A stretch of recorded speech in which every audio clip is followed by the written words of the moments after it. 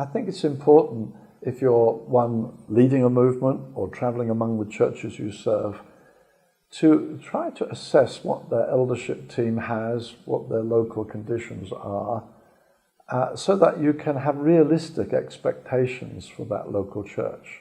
For instance, we're involved in the Middle East, in predominantly Muslim nations.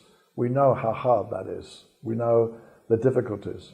And so we don't give them expectations that you might have in a free Western nation. You're going to have different expectations.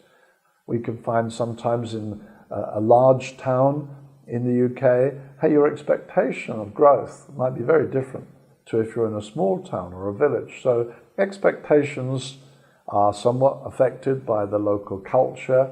They're also affected by the giftedness of the leadership and the leadership team. You may discern this young guy and the team he's gathering is very gifted.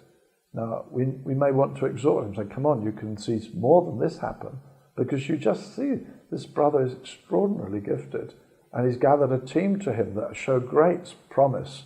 So don't take your standard from what seems to be happening around.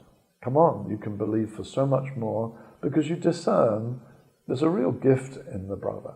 Rather like Paul said to Timothy, now come on, stir up the gift that's in you. I've got no one like you. No, he was inclined to be timid. He was sometimes sick. He could have had a wrong self-image. But Paul could see great potential in him. And so he urged him to go for more. So I think we need to be realistic. We mustn't put burdens on people that maybe they're not massively gifted.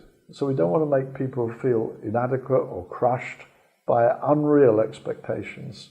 But at the same time, we don't want to let people live with small expectations if they've got really remarkable gifting. And so I think a number of things will affect that. The local culture, the challenges that they face, the harshness of opposition maybe in that region, or, hey, there's a lot of freedom here. Come on, let's believe God. And so I think we must all the time be sensitive to what the local situation is and the giftedness of the ones that God's raising up.